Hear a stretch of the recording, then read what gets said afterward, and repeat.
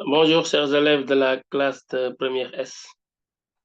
Ici, on va essayer de commencer la correction de l'exercice numéro 5, extrait de la série P6, travail d'une force électrostatique.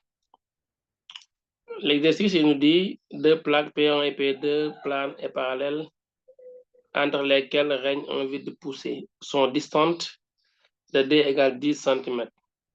On établit entre les deux plaques une tension UP1 P2 égale 500 volts voire figure. Voici les deux plaques et la tension c'est UP1 P2 parce que se dirige vers P1. Première question.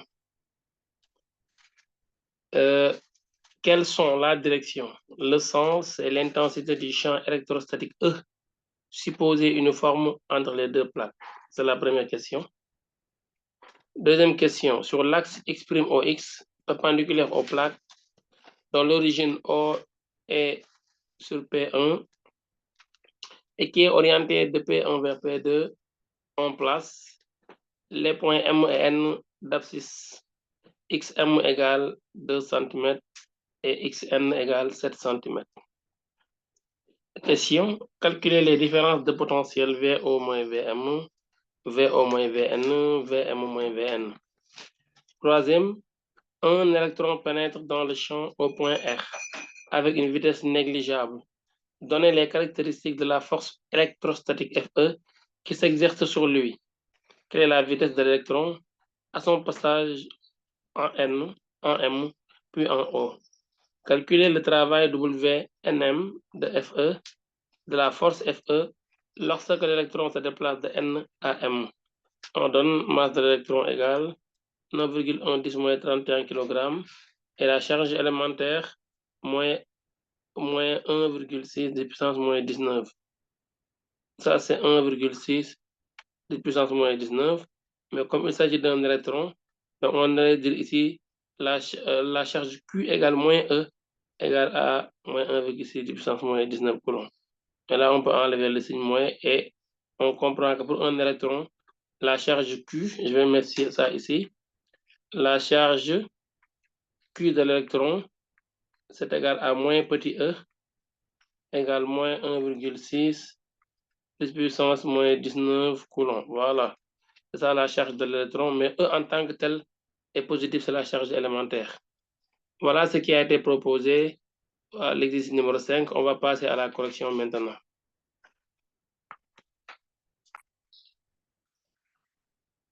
Alors, on passe à la première question. Il demande de déterminer la direction, le sens et l'intensité de E. La direction,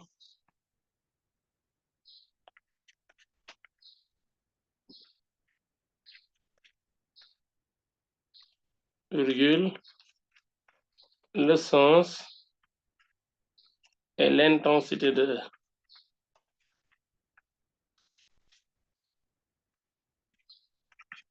Et l'intensité du champ électrique E. Voilà la question ici qui a été posée là.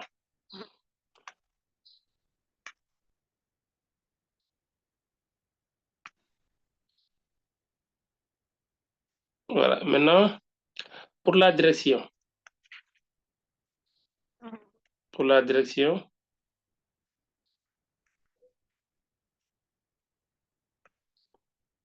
on dit perpendiculaire aux deux perpendiculaires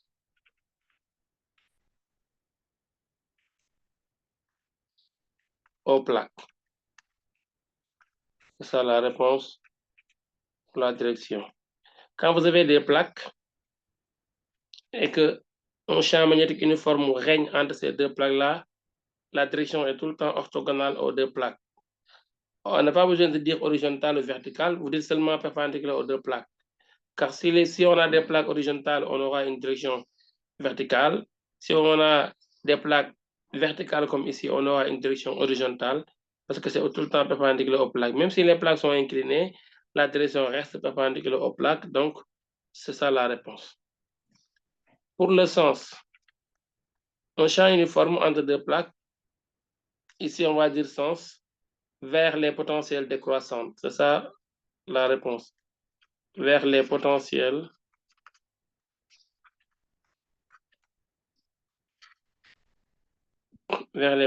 décroissants.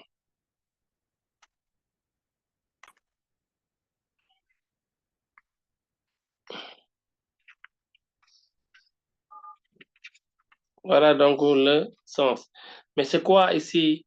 Entre les deux plaques-là, qu'est-ce qui représente ici le potentiel décroissant? Autrement dit, quelle est la plaque qui a le potentiel le plus petit, ou en tout cas, si c'est des plaques, l'une positive, l'autre négative, quelle est la plaque qui est chargée négativement, l'autre qui est chargée positivement? C'est ce qu'on doit chercher. Pour cela, on peut interroger la tension U de P1, P2. Le texte nous dit que sa valeur, c'est 500 volts. C'est ça, U de P1, P2, c'est 500 volts. Alors, ce qui m'intéresse ici, c'est que la valeur, elle est positive.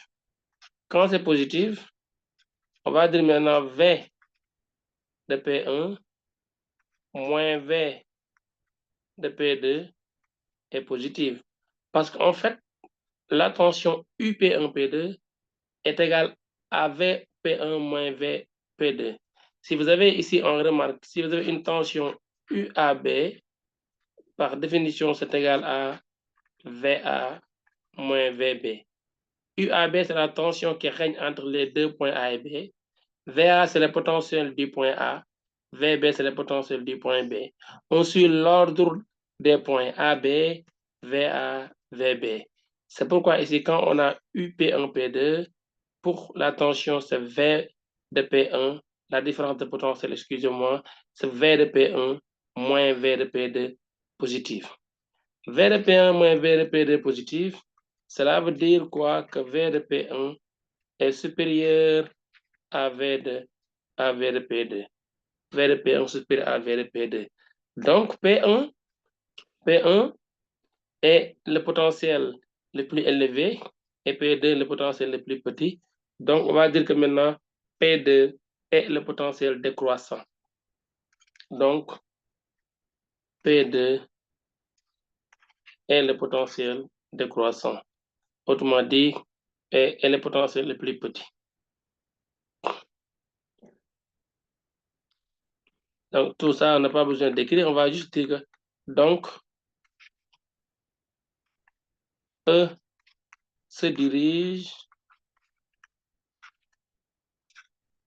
vers le potentiel le plus petit, c'est P2. Donc, ici, c'est vers P2. Quand c'est des charges, l'une positive, l'autre négative. Donc, P2, on peut dire que chargé négativement et P1 chargé positivement. Voilà. Et maintenant, la direction et le sens. La direction orthogonale, le sens de E. Mais on vous fait aussi remarquer dès le début de l'exercice que nous avons ici un générateur haute tension qui permet de polariser les deux plaques. Et là, la borne positive est là. Donc, cela veut dire que cette borne-là va charger ici positivement. Voilà ce qu'il faut remarquer. Et là, c'est la borne négative.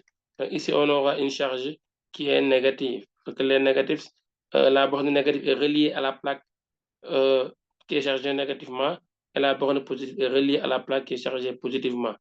On pouvait remarquer ça dès le début de l'exercice et maintenant ne pas interroger la tension pour voir le signe des deux plaques, en tout cas la plaque qui a le potentiel le plus petit. Et tout le temps, le champ électrique se dirige vers le potentiel le plus petit quand on a une différence de potentiel. Voilà, pour ne pas dire tout le temps négatif, parce qu'ils peuvent ne pas être des potentiels négatifs. On peut avoir deux potentiels positifs dans un exercice et vous demandez la direction et le sens du champ E. E se dirige vers le potentiel le plus petit et non pas vers le potentiel négatif. Ça, c'est à retenir. Mais quand c'est négatif et positif, évidemment, c'est vers le potentiel négatif. Donc, voici maintenant le sens de E. Voilà le champ électrostatique E qui est dirigé vers P2. Alors, si nous continuons ici, on va dire la norme et demander la direction, le sens et la norme. La norme E est égal à valeur absolue de U de P1, P2 sur la distance qui sépare P1 et P2. Ici, on a D. Pourquoi on prend la valeur absolue? C'est pour prendre des précautions parce que l'intensité de E ne peut pas être négative. C'est une intensité, elle est toujours positive. Alors que la tension peut être positive comme ça peut être négative parce que c'est une grandeur algébrique. Maintenant, pour ne pas avoir ici une tension négative et faire directement le calcul U sur D et tomber sur une intensité négative, c'est pourquoi on prend la précaution de mettre les valeurs absolues. Mais ici, dans l'exercice, ce n'est pas la peine parce que la tension est déjà positive. Donc, c'est 500 volts divisé par 0,1 mètre et ça nous donne 5000 volts par mètre. Voilà l'intensité de E et c'est la fin de la réponse de la première question. Question 2. Calculer les différences de potentiel. Calculons les différences de potentiel. VO moins VM, première différence de potentiel à calculer. Ensuite, VO moins VN. Et en fin de compte, VM moins VN. Et VM moins Vn. Maintenant, pour le premier, la différence de potentiel VO moins Vm. Par définition, VO moins Vm égale E scalaire OM. C'est ça la définition d'une différence de potentiel entre deux points A et B.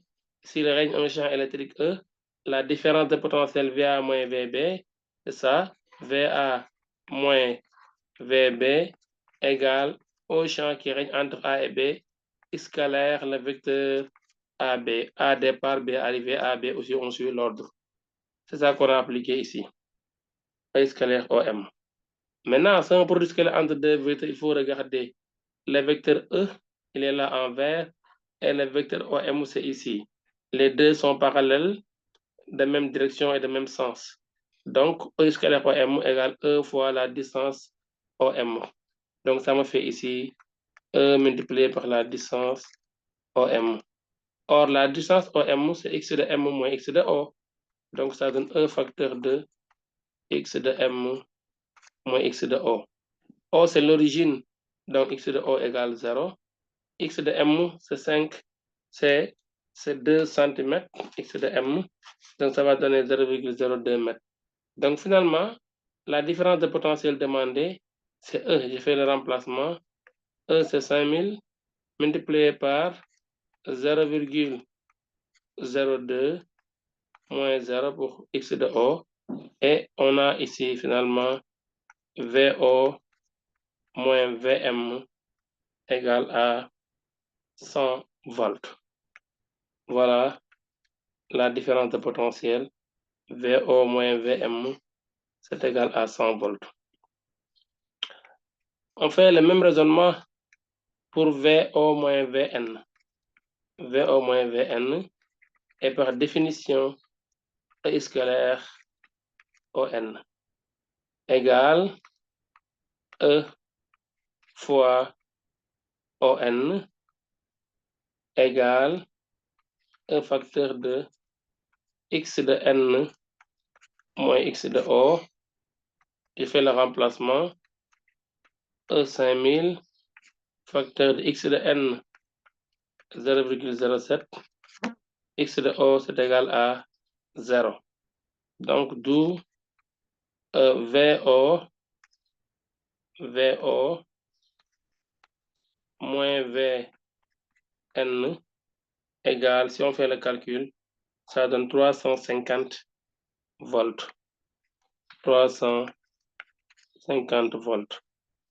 Voilà l'expression, le résultat de VO moins VN. Après, je dois calculer le dernier ici, c'est VM moins VN. VM moins VN. Là aussi, par définition, c'est E scalaire M N. Mn et E, ils ont Mn et E parallèles de même sens. Donc, ça donne E multiplié par Mn égale E facteur de x de n moins x de m. On fait le remplacement. E 5000, x de n 0,07 moins x de m 0,02. Au résultat, ici, nous avons 250 volts. Et en fin de compte, on a ici V. Alors là, maintenant, autrement dit, donc c'est fini pour les différences de potentiel. Mais remarque, on pouvait utiliser une autre méthode pour calculer VO moins VM moins VN. C'est le théorème de Charles. C'est-à-dire que dès lors qu'on a calculé VO moins VM, puis VO moins VN, pour ne pas appliquer aussi toujours la formule, on peut utiliser ces deux résultats précédents. Parce que dans un devoir ou dans un exercice, on peut vous demander de calculer VO moins VM, VO moins VN, puis en déduire VM moins VN. Dans cette pareille situation, vous êtes obligé d'utiliser les résultats 1 ici et de ces deux résultats-là pour avoir le dernier. Comment faire? On va dire ici VM moins VN égale, on introduit le point O dedans, ça donne VM moins VO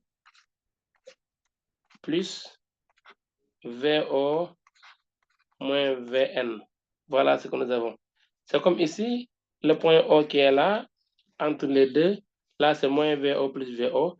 Il se simplifie, on va retrouver VM moins VN, mais quand même on peut l'utiliser pour calculer.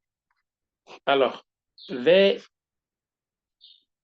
moins VO, c'est l'opposé de VO moins VM. VO moins VM égale 100. Donc, VM moins VO, ça donne moins 100 volts. C'est le contraire. Parce qu'en différents potentiels, si on permet des points, des potentiels, on change le signe, c'est comme les vecteurs.